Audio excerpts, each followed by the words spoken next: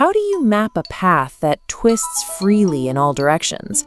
Plotting every single coordinate is a nightmare, so mathematicians use a two-part shortcut: curvature and torsion. Think of mapping a giant steel roller coaster track. Instead of coordinates, imagine a vehicle moving forward, laying down a perfectly straight track. The first instruction is the rate the path steers away from that straight line, called curvature. Apply a constant curvature, and our straight track becomes a perfect circle. But there's a limit. No matter how much you steer, the track is trapped entirely on a flat plane. To break into the third dimension, you need a second measurement. This is the rate the path twists, lifting directly up and out of its flat plane, called torsion. Add a constant torsion value to our flat circle, and the track stretches upward into a 3D helix.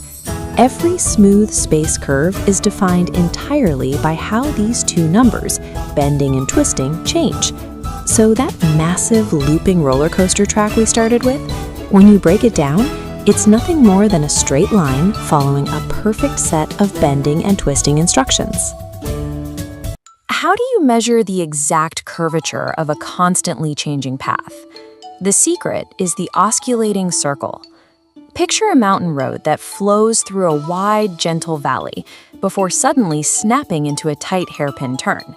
You can't score the entire road at once. Curvature is calculated at one specific frozen coordinate.